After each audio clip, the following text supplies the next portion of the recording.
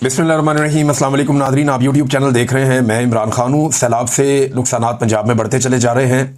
मैं कुछ सैलाब की सूरत हाल आपके सामने रख देता हूँ। गुजरांवाला डिवीज़न में अब तक की इत्तला के मुताबिक 15 अफराद जो हैं वो जाँ बहक हो गए हैं सैलाब की वजह से, और मुख्तलिफ जगहों पर अलग अलग तरह से नुकसान हो रहा है। नुकसान की अगर तफसीलात आप देखें तो सबसे ज़्यादा नुकसान फसलों को हुआ है। खड़ी फसलें बहुत बड़े पैमाने पर तबाह हुई हैं और ज़रूरी जो आलात है किसान के, उन्हें नुकसान हुआ है। तो सबसे ज़्यादा नुकसान जो है वो फसलों का और ज़रूरी आलात का हुआ है। सिर्फ एक ज़िले की मैं बात करूं तो पाकपतन में 80 किलोमीटर तवील एक पट्टी है, वहाँ खड़ी फसलें पानी के नीचे डूब गई हैं और ये सूरत हाल है फसलों के साथ जो हो रही है।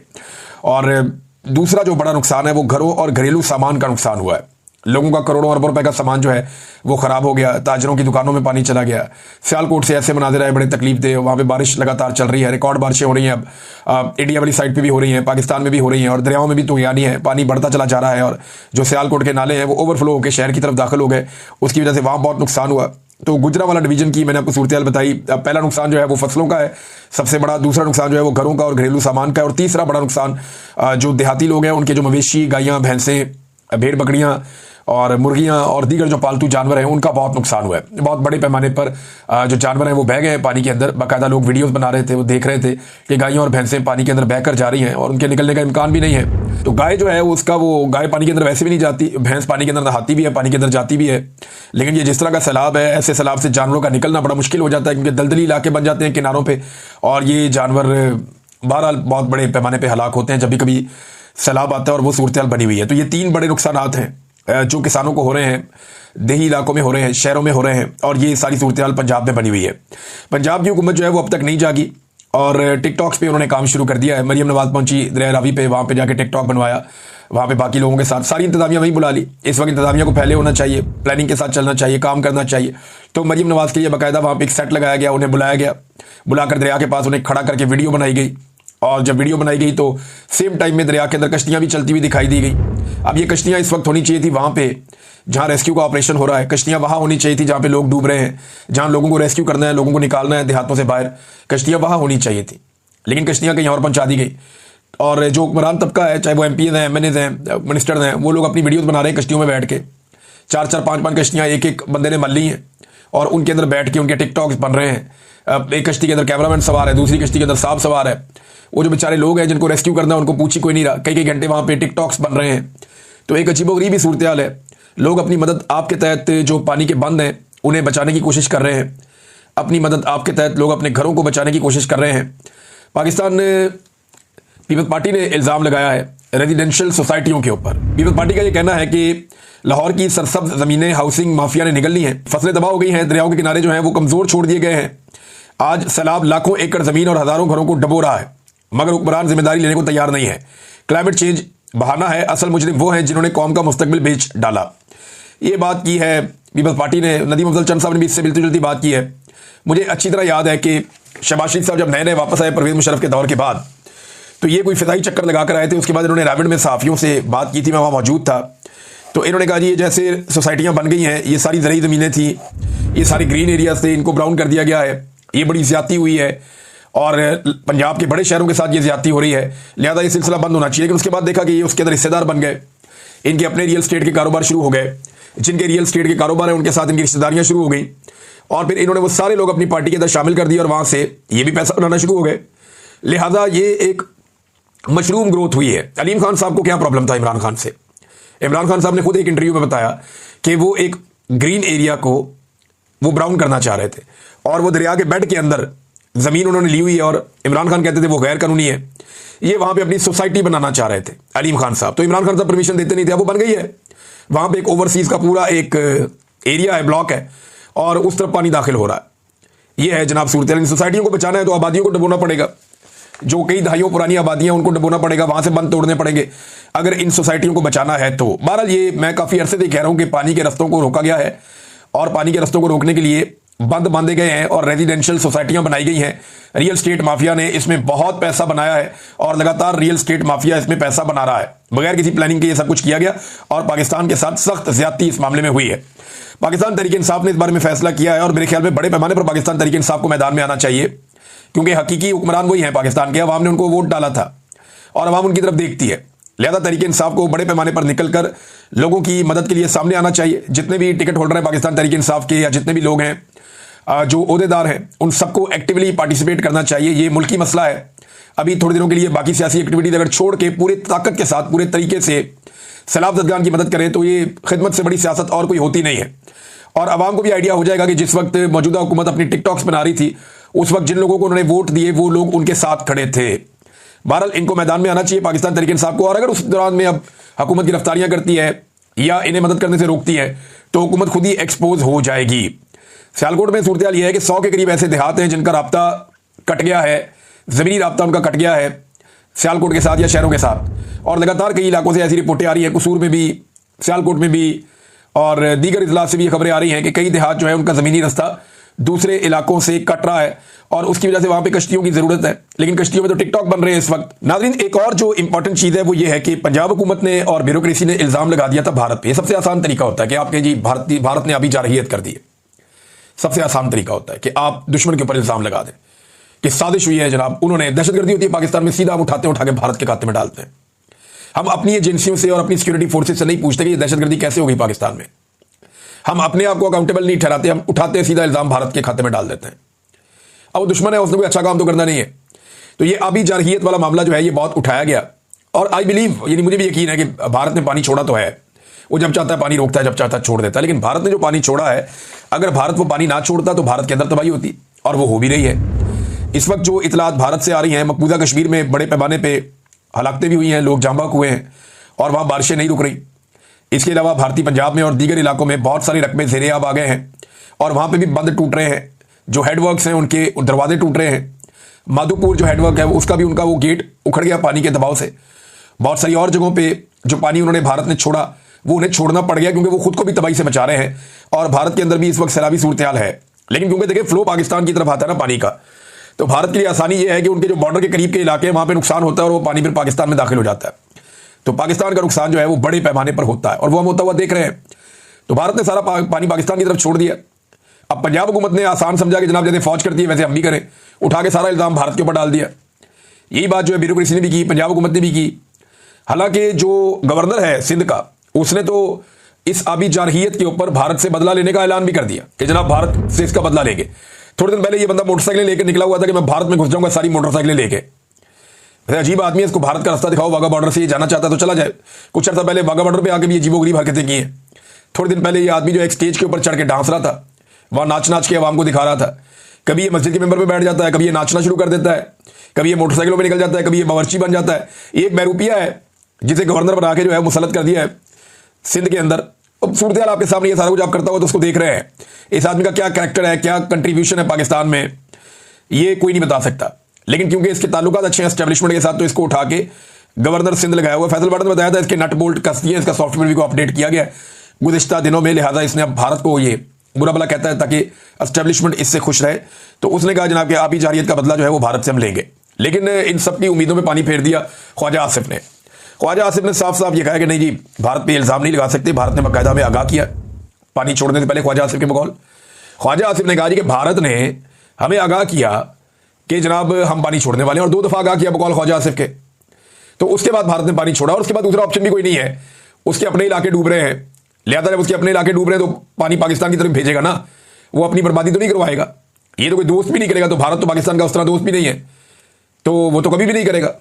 लिहाजा भारत जब चाहता है पानी रोक भी देता है, जब चाहता है पानी छोड़ भी देता है। ये उसके पास इसका इख्तियार है और वो आपको दिखाई भी दे रहा है।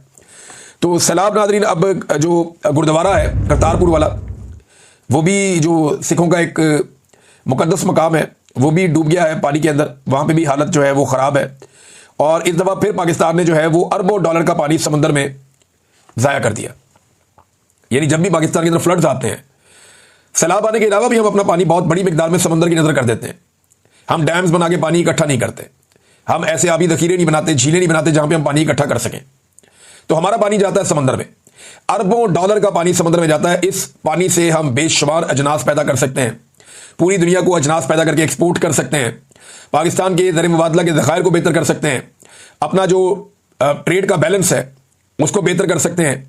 लेकिन इस तरफ तवज्जो ही कोई नहीं देता और पाकिस्तान में डैम बने नहीं, तो ये पानी सीधा जाता है समंदर के अंदर और जितना पाकिस्तान पैसा मांगता है पूरा साल में दुनिया से, उससे ज़्यादा का पानी हम समंदर की नज़र कर देते हैं। हर साल, और जब फ्लड आता है तो बहुत बड़े पैमाने पर हम समंदर में पानी अपना फेंक देते हैं। 45 साल से नादरीन ये हुक्मरान है, ये जो खानदान बैठे हुए ना दोनों, ये 45 साल से इस मुल्क में हुक्मरानी कर रहे हैं। 45 साल हो गए हैं, इन्होंने अभी तक डैम नहीं बनाए। इनके आने से पहले 2 बड़े डैम बने थे, एक मंगला और एक तरबेला। इन्होंने आने के बाद पिछले 45 साल में कोई डैम नहीं बनाया। इमरान खान साहब कुछ प्रोजेक्ट पे काम शुरू करके गए, गंडापुर ने पिछले दिनों पैसा भी मांगा, ये पैसा देते नहीं है।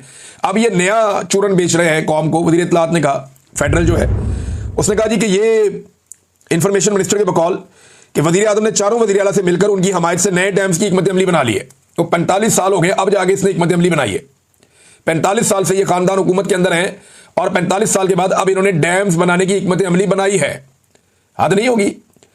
कैसी इनकी बेड़ा गर्क हिकमत अमली है जो बनने में 45 साल लग गए हैं और कह रहे हैं जी अब हम डैम्स बनाएंगे। ये जब कोई साने आता है ना, दहशतगर्दी होती है, तो इसके बारे में हिकमत अमली ले आते हैं सामने। रंगबाज है ना, जब कभी सैलाब आता है तो उसकी हिकमत अमली ले आते हैं डैम्स की। जब कभी आग लगती है तो ये कहते हैं जनाब फलानी हिकमत अमली हम लेकर आ रहे हैं। जब कभी कोई लैंडस्लाइडिंग होती है, कोई और मामला होता है जी हम उसकी हिकमत अमली लेकर आ रहे हैं। तो जिस जिस तरह के मसाइल आते हैं ना, ये उस तरह की हिकमत अमली इनके पास बनी बनाई पड़ी है, ये कौम के सामने रख देते हैं और काम टकेगा नहीं करते। आज ये सैलाब खत्म हो जाएगा, सब भूल जाएंगे। किसान बेचारा पहले से गरीब हो जाएगा, कमजोर हो जाएगा, उसको लंबा टाइम लगेगा वापस अपने आप को सर्वाइव करने में। जब वो ठीक होगा, चीजें मामूलात में आएंगी, उसके बाद कुछ अर्से के बाद आप देखेंगे कोई और सानिया होगा तो ये उसके लिए हिकमत अमली लेकर आ जाएंगे। तो हिकमत अमली ये लेकर आते हैं। ये डैम इनको भूल जाने हैं, थोड़े दिनों के बाद ये किसी नए इशू के ऊपर लग जाएंगे। ये सिर्फ बयानात की हद तक होता है, उसके अलावा कुछ नहीं है। नादरीन, जो दहशतगर्दी की अदालत है लाहौर में, वहां पे पेश किया जा रहा है इमरान खान साहब की फैमिली को, और इसके लिए पाकिस्तान तहरीक इंसाफ ने 28 अगस्त बरोज जुमेरात यानी आज के दिन में 9:30 बजे उन्होंने कहा जी कि सारे पहुंचे, अली बापा के बेटे को दहशतगर्दी की अदालत में पेश किया जाएगा। तो इस पे पाकिस्तान तहरीक इंसाफ ने अनाउंस किया है कि तमाम टिकट होल्डर्स और जितने भी अहम ओहदेदार हैं वो सारे के सारे, और जो यूथ है और जो ISF है, ये सब लोग पहुंचे वहां अदालत के बाद, ताकि इमरान खान साहब की फैमिली के साथ जो जुल्म और ज्यादती हो रही है उसके खिलाफ आवाज उठाई जा सके। नादरीन, एक खबर जो चल रही थी कल दुनिया न्यूज पे, वो अब दोबारा चलाएगी एयरवाई न्यूज पे। यानी पाकिस्तान डूब रहा है, मईशत तबाह हो गई है, दहशतगर्दी में लगातार इजाफा हो रहा है। एक पूरा सूबा जो है वो नो गो एरिया बन गया है। एक दूसरा सूबा है जहां पे बहुत सारे इलाकों में आप जा नहीं सकते। लेकिन इसके बावजूद जो एस्टेब्लिशमेंट है उसकी तवज्जो एक्सटेंशन पे, कि एक्सटेंशन की टेंशन किसी तरह खत्म हो जाए। कैप्टन सफदर ने भी उसके ऊपर स्टेटमेंट दिया है। वैसे कैप्टन सफदर ने एक बड़ा अजीबोगरीब स्टेटमेंट दिया। उन्होंने प्रेस क्लब के अंदर यह कह दिया कि नवाज शरीफ हजारा से भी जीता था।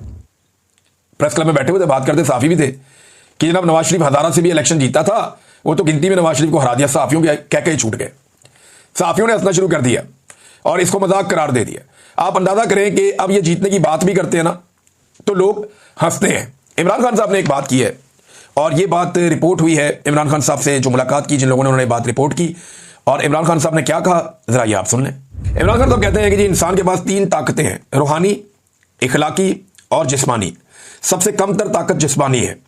हमने रूहानी और इखलाकी ताकत के साथ खड़े रहना है। किसी के पास ख्वाह टैंक, पिस्तौल और बंदूकें हों, वो पसपा होंगे। रूहानी और इखलाकी ताकत यकीनन फतहयाब होगी। ये इमरान खान साहब का एक स्टेटमेंट है। इससे पता चलता है कि इमरान खान साहब क्या सोच रहे हैं और मामला किस तरफ जाएगा। अब एस्टेब्लिशमेंट ने इमरान खान साहब का जो केस चल रहा था तोशाखाना 2 वाला, उसे रुकवा दिया है और उसकी जो है वो मुलतवी करवा दी है समात। इमरान खान साहब का ट्वीट आने के बाद, हाँ, ट्वीट से मुझे एक चीज़ याद है, मैं आपके साथ शेयर करता हूँ कि इमरान खान साहब की पार्टी के वो कौन कौन से लोग हैं जिन्होंने इमरान खान साहब का ट्वीट रीट्वीट नहीं किया। अच्छा, ये वो सारे लोग हैं जो उनकी कोर कमेटी के अहम लोग हैं ना। ये कोर कमेटी के वो कौन से मेंबर हैं जिन्होंने इमरान खान साहब का ट्वीट रीट्वीट नहीं किया। अच्छा जी, ये 26 अगस्त वाला जो बड़ा रोला पड़ा हुआ है, शिबली फराज साहब ने नहीं किया, शाह फरमान ने नहीं किया, शोएब शाहीन ने नहीं किया, अली असगर खान ने नहीं किया, अली मोहम्मद खान ने नहीं किया, सैयद अली बुखारी, आमिर डोगर, आतिफ खान, बाबर अवान, बैरिस्टर गौहर खान जो चेयरमैन है, चौधरी शफकत महमूद और डॉक्टर अरसलान खालिद, इन्होंने भी नहीं किया, हाफिज फरद अब्बास, इन्होंने भी नहीं किया, हमाद अजहर ने भी नहीं किया, और हुसनैन दरिशक ने भी नहीं किया, और इसके अलावा जी कमल शौदब साहबा ने भी नहीं किया, खुरम शेर जमान साहब ने भी नहीं किया, मेजर ताहिर सादिक साहब ने भी नहीं किया, मोने सलाई ने भी नहीं किया, और काजी अनवर साहब ने भी नहीं किया, रऊफ हसन साहब ने भी ये ट्वीट नहीं किया, मलिक तैमूर मसूद ने भी नहीं किया, वलीद इकबाल साहब ने भी नहीं किया, तैमूर सलीम खान झगड़ा साहब ने भी नहीं किया, बैरिस्टर उमैर नियादी साहब ने नहीं किया, और जुल्फी बुखारी साहब ने भी नहीं किया, शहराम खान तरकई ने भी नहीं किया, सलमान अकरम राजा ने भी नहीं किया, नूरुल हक कादरी ने नहीं किया, डॉक्टर मुनीर बलोच ने भी नहीं किया, साहबजादा हामिद रजा, ये वैसे पाकिस्तान तहरीक इंसाफ से तो नहीं है लेकिन ये उनकी मेन लोगों में शामिल होते हैं, बैरिस्टर अली जफर, सरदार लतीफ़ खान खोसा, जैन कुरैशी, जमाल एहसन खान ईसा खेल, मियां असलम इकबाल, शहरियार अफरीदी, फैसल जावेद खान, सरदार अजहर तारिक खान और साहबजादा महबूब सुल्तान। अच्छा, ये वो लोग हैं जो उनकी कोर कमेटी के मेंबर्स हैं। इनमें से किसी ने भी इमरान खान साहब का जो ट्वीट है, जो सख्त ट्वीट है, उसको रीट्वीट नहीं किया। अब इन्होंने क्यों नहीं रीट्वीट किया, ये तो अब यही जवाब दे सकते हैं। या तो ये इमरान खान साहब के मौक़िफ़ को पसंद नहीं करते। बहुत सारे सहाफ़ियों ने भी इसको रीट्वीट किया, क्योंकि इमरान खान का एक मौक़िफ़ है और वो ये समझते हैं कि इस वक्त के जो मिलिट्री चीफ हैं वो सियासत में किरदार अदा कर रहे हैं और उन्हें वो नहीं करना चाहिए। उनके आइन और उनके हलफ से गद्दारी है या खिलाफ वर्जी है उसकी। तो उन्होंने तनकीद का निशाना बनाया फील्ड मार्शल को। लेकिन पाकिस्तान तहरीक इंसाफ के इन अहम तरीन लोगों ने इसको रीट्वीट नहीं किया या इसको रीपोस्ट नहीं किया। ये इंपॉर्टेंट था, मैंने इसलिए आपके सामने रखा। नून लीग और पीपल्स पार्टी ने नाज़रीन फैसला किया कि पीटीआई के खिलाफ मिलकर मुकाबला करना और मिलकर इलेक्शन लड़ना है। तो नूरा कुश्ती आपस में करते रहते हैं खाली वक्त में, लेकिन जैसे ही पीटीआई से मुकाबला होता है ये दोनों इकट्ठे हो जाते हैं। इनके साथ एस्टेब्लिशमेंट और इनके साथ इलेक्शन कमीशन सारे इकट्ठे होकर इलेक्शन लड़ते हैं। अब क्योंकि पाकिस्तान तहरीक इंसाफ ने ज़िमनी इंतखाबात का जो है वो बाइकआउट कर दिया, वो नहीं लड़ने जा रहे, तो अब मामला ये है कि ये बेचारे नूरा कुश्ती भी नहीं कर सकते, क्योंकि इन्होंने पहले ही मिलकर लड़ने का फैसला कर लिया था। आयशा भुट्टा साहिबा ने एक ट्वीट किया है। ये वो खातून है जिन्होंने सबसे पहले ये लिस्ट जारी की थी, जिस लिस्ट में बताया गया था कि मरियम नवाज के खानदान से कौन कौन चला गया, बच्चे चले गए, दामाद, बेटी, दूसरी बेटी, उनके दोस्त, उनके बच्चे, उनके मुलाजिम, हमारे मुलाजिम, उनके मुलाजिम, जाती मुलाजिम, मेकअप आर्ट, ये सारा इन्होंने बताया था आयशा भुट्टा साहिबा ने। तो उसके बाद जैसी बदतमीजी की इंफॉर्मेशन मिनिस्टर ने, वो बहुत ही मायूब है। तो उसका इन्होंने जवाब दिया आयशा भुट्टा साहिबा ने कि उज़मा बुखारी, आज के आपके नाम के साथ मैं साहिबा नहीं लगाऊंगी, क्योंकि आप पब्लिक टैक्स मनी का हिसाब मांगने पर आप में से बाहर होकर इखलाक बाख्ता गुफ्तगू पर उतर आई हैं। आप लोगों की अमियों को छोड़े, अब ये नामुनासिब था लोगों की माओ बहनों तक जाना, लेकिन ये एक मिनिस्टर की जुबान से ये चीज़ें अच्छी नहीं लगती। लेकिन अब एस्टेब्लिशमेंट की मर्जी है, उन्होंने लाके ऐसे लोगों को बैठा दिया है, तो ठीक है, इसको भुगतेंगे, अवाम भी भुगतेगी, आप भी भुगतें। तो उन्होंने कहा जी पहले अपनी और अपने छोटे भाई की करप्शन का जवाब दें, वही भाई जो इंफॉर्मेशन डिपार्टमेंट चला रहा है। अच्छा, इनका कोई भाई इंफॉर्मेशन डिपार्टमेंट भी चला रहा है। चले वो चीज़ें सामने आ जाएंगी अगर होंगी तो। अब तक के लिए इतनी, अपना ख्याल रखिएगा, अपने